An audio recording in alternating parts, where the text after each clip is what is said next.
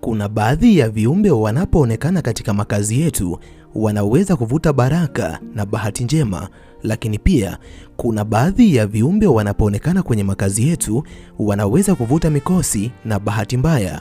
Katika video hii nitakwenda kukuambia viumbe 10 ambao ukiwaona katika makazi yako unatakiwa kuwaondoa haraka, kwa sababu ni viumbe ambao wanaweza kuvuta mikosi na bahati mbaya katika makazi yako.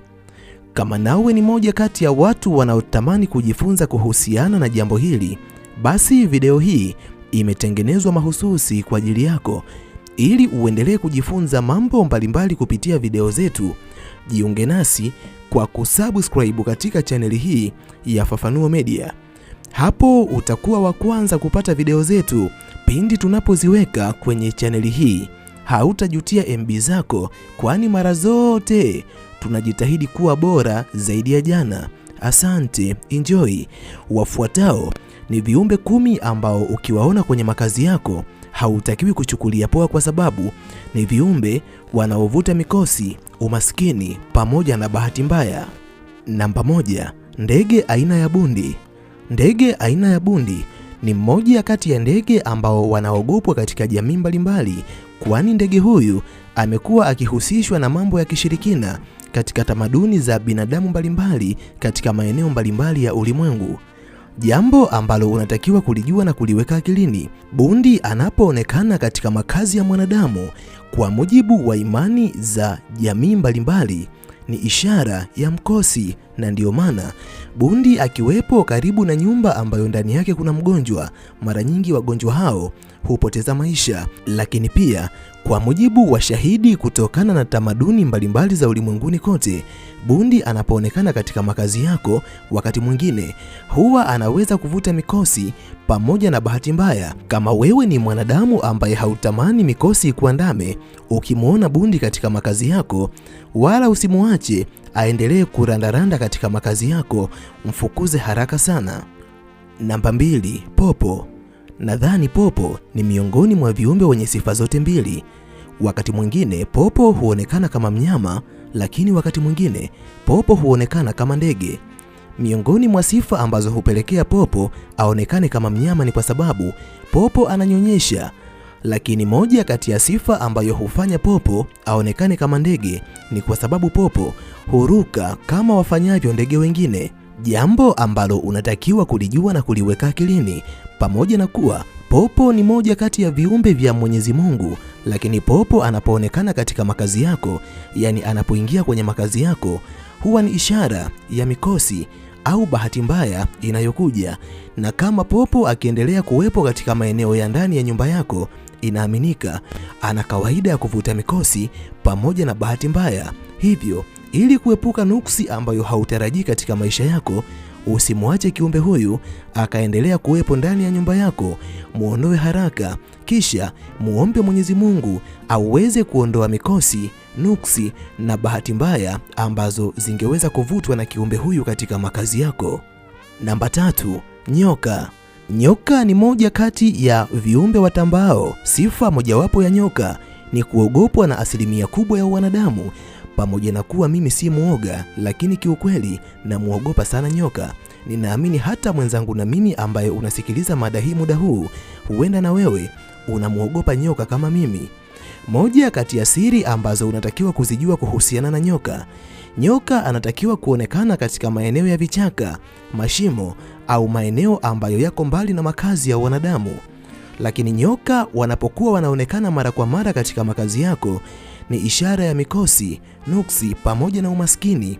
Nyumba yako itakapokuwa imetawaliwa na matukio ya kuonekana kwa nyoka mara kwa mara ndani, mara leo nyoka anaonekana chumbani, kesho nyoka anaonekana sebureni, kesho kutwa nyoka anaonekana jikoni, chukua hatua haraka, wala usikae kimya, kwa sababu kwa mujibu wa imani katika tamaduni mbalimbali, nyoka ni ishara ya mikosi, umaskini pamoja na bahati mbaya. Yani nyoka huja na negative energy, na ndiyo maana hata katika maandiko mbalimbali ya dini ambazo tunaziamini, nyoka amekuwa akitumika kumwakilisha shetani. Hivyo nyoka atakapoonekana katika makazi yako, bado anaendelea kumwakilisha ibilisi katika makazi yako. Namba 4, kunguru. Kunguru ni moja kati ya ndege wanaopenda kuzengea maeneo yenye uwepo wa mizoga au maeneo yenye uwepo wa uchafu, jambo ambalo unatakiwa kulijua na kuliweka akilini. Kunguru anapoonekana karibu na makazi yako na akasimama kwa muda mrefu, ama tukio la uwepo wake likawa linajirudia mara kwa mara, yani leo umemuona, kesho ukamuona, kesho kutwa ukamuona, ama katika siku moja kunguru wanaonekana hata mara 3 na mara zote wanakuwa wanazengea karibu na makazi yako, hali ya kuwa hakuna takataka wala hakuna mizoga yoyote. Hii kwa baadhi ya tamaduni inaashiria ujio wa tukio la huzuni ama ujio wa tukio ambalo linaweza kukutoa machozi. Kwa mujibu wa imani katika tamaduni mbalimbali, uwepo wa kunguru kwa muda mrefu katika makazi yako kunaweza kukavuta mikosi ambayo inahusianisha na matukio ya huzuni. Utakapowaona viumbe hawa, tafadhali kemea. Kwa imani yako, fanya ibada. Namba 5, mjusi mwenye rangi nyeusi. Wapo mijusi wa aina mbalimbali katika jamii ambazo tunaishi mimi na wewe. Jambo ambalo unatakiwa kulijua na kuliweka akilini, rangi ya mjusi ambaye anaonekana katika makazi yako inaweza kuwakilisha ujio wa kitu fulani katika ulimwengu wa kiroho. Moja kati ya mambo ambayo unatakiwa kuyajua, mjusi mwenye rangi nyeusi atakapoonekana katika makazi yako huwa anamaanisha lipo tukio baya ambalo litakwenda kutokea katika makazi yako, na mara nyingi tukio hilo linahusianishwa na nuksi, bahati mbaya ama mkosi. Jambo ambalo unatakiwa kulifanya utakapomuona mjusi mwenye rangi nyeusi katika makazi yako, usipuuzie, tafadhali mkemee, fanya ibada, kwa sababu nguvu ya Mwenyezi Mungu itakapofunika makazi yako, hakuna nguvu mbaya inayoweza kuleta usumbufu nyumbani kwako.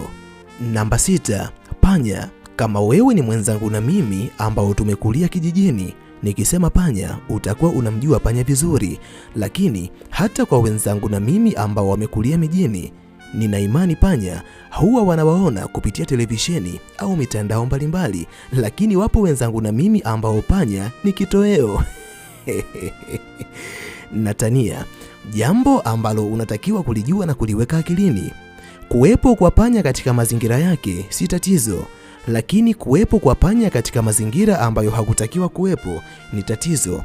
Inaweza ikawa ni ishara mbaya, ama linaweza likawa ni jambo ambalo litavuta tukio baya katika makazi yako. Kwa mujibu wa imani katika jamii mbalimbali, panya ni ishara ya umaskini, na hapa naweza kukubaliana napo, kwa sababu ukitembelea katika makazi ya watu waliofanikiwa sana, kwa mfano hoteli za kitalii ama makazi ya binadamu ambao wanamiliki fedha nyingi, matukio ya kuwaona panya katika makazi hayo ni nadra, ama unaweza usimuone kabisa. Lakini tembelea makazi ya wenzangu na mimi, utapishana na panya mpaka udhani panya ni miongoni mwa wanafamilia katika makazi hayo. Tafiti mbalimbali zimekuwa zikionyesha panya ni moja kati ya viumbe ambao wanaweza kuvuta nguvu ya umaskini, yani negative energy, na ndio maana uwepo wa panya katika makazi yako kunaweza kukahusianishwa moja kwa moja na maisha magumu ambayo unayapitia. Tafadhali, kama wewe ni moja kati ya binadamu ambao makazi yao yamezingirwa na panya, waondoe panya, alafu kuwa mtu wa kufanya ibada, kwa sababu panya anaweza kuvuta nguvu mbaya ambazo zitakwenda kukusababishia umaskini pamoja na mikosi. Namba 7, mende. Mende ni moja kati ya wadudu wenye kawaida ya kuishi katika mazingira machafu sana, kwa mfano chooni, bafuni ama sehemu yenye uwepo wa takataka nyingi ni miongoni mwa maeneo ambayo unaweza kukutana na mende. Lakini embo fikiria, vipi kama mende watatawala na kuishi kwa wingi ndani ya makazi yako? Jambo ambalo unatakiwa kulijua na kuliweka akilini. Mende watakapotawala na kuishi kwenye makazi yako na tukio hilo likawa linajirudia mara kwa mara, ishara hii huwa inahusianishwa na uchafu katika ulimwengu wa kiroho, Na ulimwengu wa kiroho unapotawaliwa na uchafu, ina maana nyumba yako itakwenda kutawaliwa na negative energy, na mara nyingi negative energy inaweza kuvuta umaskini pamoja na bahati mbaya zisizoisha katika makazi yako. Hapo ndipo utasikia leo umepata hasara kwenye biashara yako, mara kesho kuna kitu fulani kibaya kimetokea kwenye makazi yako. Jambo ambalo unatakiwa kulifanya endapo utaanza kuwaona mende ndani ya nyumba yako, hakikisha unafanya usafi ndani ya nyumba yako, alafu kemea, muombe Mwenyezi Mungu ili aondoe nguvu mbaya ambazo zimesababishwa na uwepo wa mende katika nyumba yako. Namba 8, buibui wakubwa. Unajua buibui wapo katika aina mbalimbali. Kuna buibui wadogo, kuna buibui wa kati na kuna buibui wakubwa. Kwa mujibu wa imani mbalimbali katika tamaduni zilizopo katika ulimwengu ambao tunaishi mimi na wewe, uwepo wa buibui unaweza kuvuta umaskini, na ndiyo maana hauwezi ukatembelea nyumba ya mwanadamu ambaye amefanikiwa ukakutana na tando za buibui ndani yake, labda kama makazi hayo yametelekezwa kwa kipindi kirefu. Asilimia kubwa ya binadamu waliofanikiwa wanaijua siri hii, na ndiyo maana hawawezi kuruhusu buibui wakawepo kwenye makazi yao, kwa sababu nawe ni moja kati ya binadamu wanaotamani kufanikiwa. Tafadhali usiruhusu buibui wakawepo ndani ya makazi yako. Namba 9, nge. Nge ni miongoni mwa wadudu wanaoishi katika maeneo yasiyotembelewa na wanadamu kwa muda mrefu. Nge ni miongoni mwa viumbe wanaoogopwa sana, kwa sababu anapokung'ata kwa ukali wa sumu yake utapata maumivu makali sana, jambo ambalo unatakiwa kulijua na kuliweka akilini. Pamoja na kuwa nge ni moja kati ya viumbe vya Mwenyezi Mungu, lakini nge ana ishara mbaya. Watu wengi humhusianisha nge na ishara za umaskini au matatizo ya kifamilia.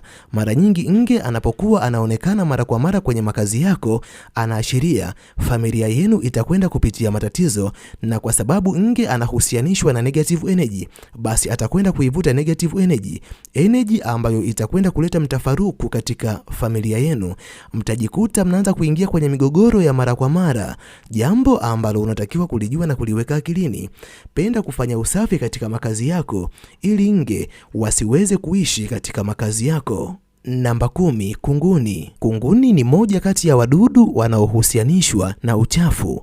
Kunguni wanapoonekana katika makazi yako ni ishara ya kuwa nyumba yako ni chafu.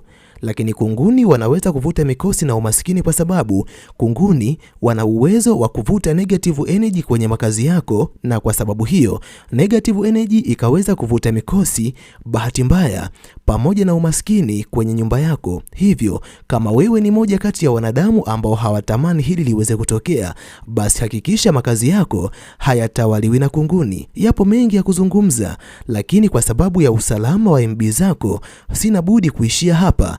Ninahitimisha nikiamini lipo jambo kubwa ambalo umejifunza kupitia video hii. Nikutakia wakati mwema. Asante, bye.